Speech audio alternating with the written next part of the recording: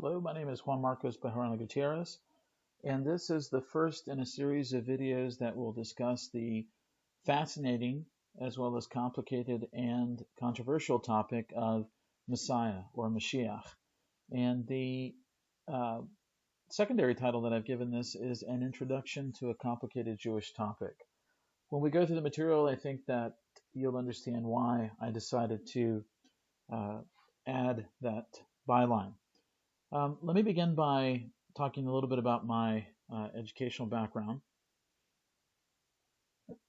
I have a degree in electrical engineering from the University of Texas at Dallas, and that's actually what I do for a living. I work as an electrical engineer.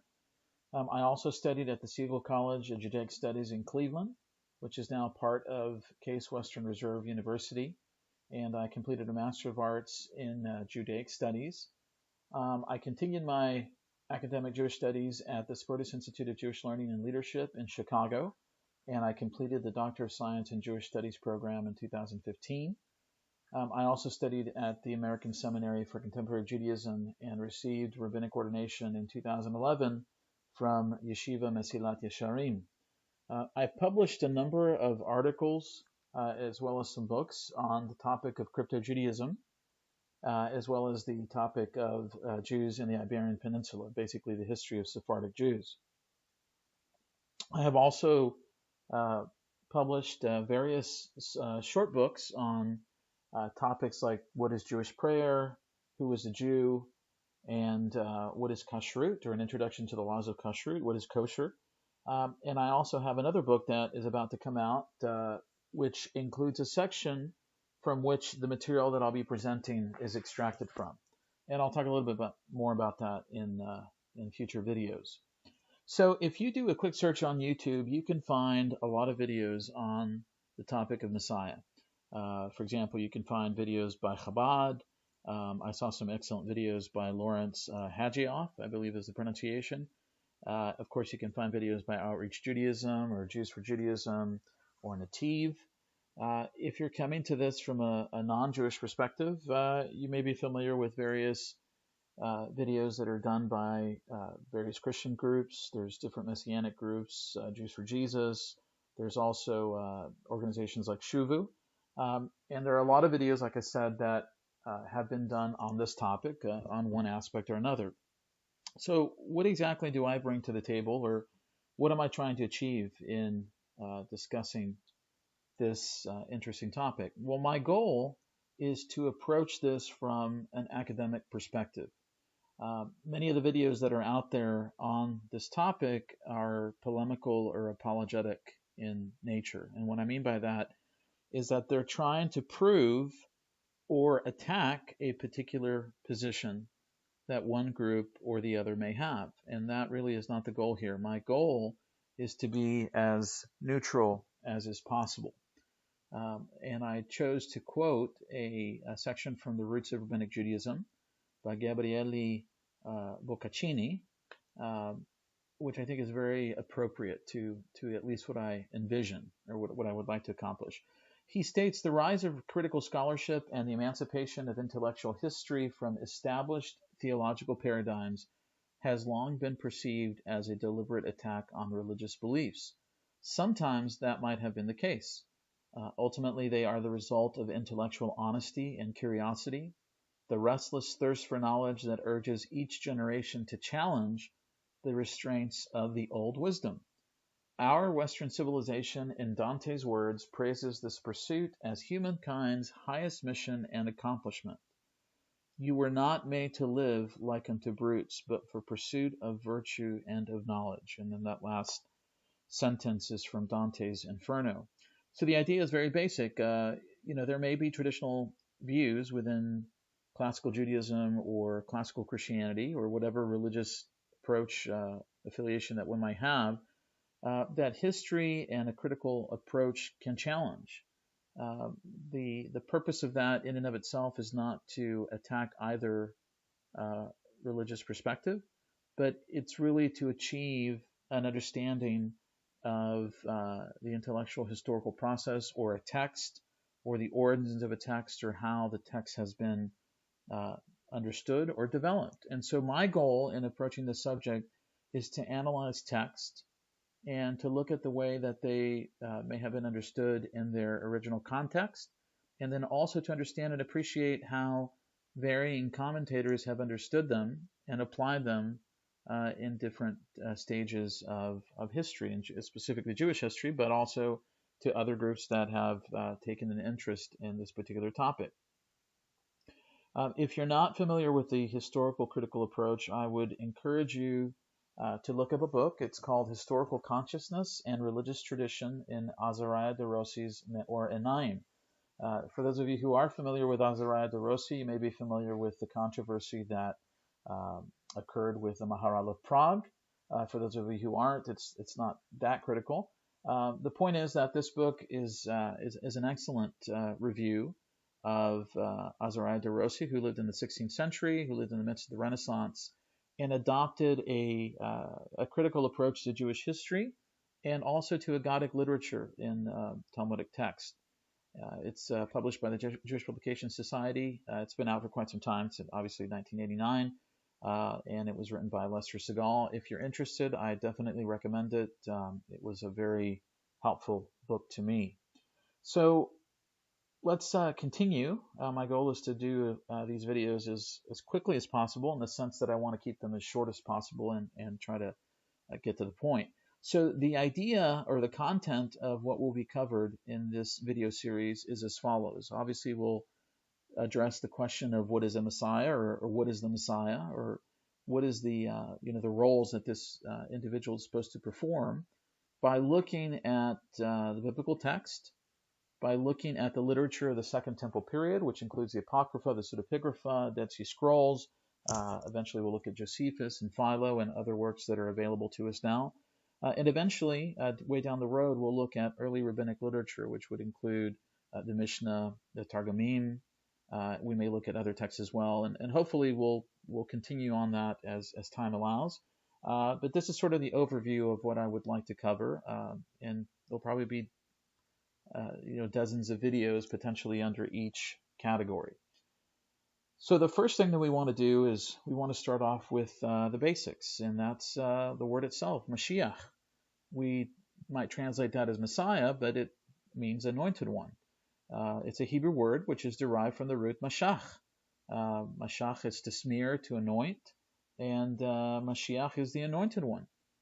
It's the individual that is consecrated, essentially. It appears about 40 times in the Hebrew Bible. And all the verses that we will review in this video are from the Tanakh, from the Jewish Publication Society 1917 version. So the term Mashiach is applied 7 times in the Hebrew Bible to the high priest or to priest. It's applied once in reference to Elisha Hanavi, or who will be Elisha the prophet, by Elijah the prophet, who is instructed to appoint the latter, or the former Elisha, as his replacement. It's applied to the kings of Israel. Many of these instances are directed toward King Saul, then of course to David, and as well as future kings.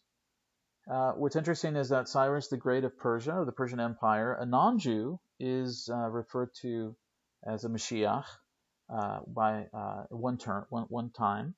And there are also references that we'll look at eventually in the book of Daniel. So we'll start off in this video by only looking at references to priest or priest as anointed ones. And these are the passages from the Torah. They're not in any sequential order. This is just the way that I arranged them. We'll look at the Hebrew. I've highlighted the specific word, the Mashiach, or its derivative. And then we'll look at the translation. And what my goal here is really just to look at the text itself and to look at the context of the wording.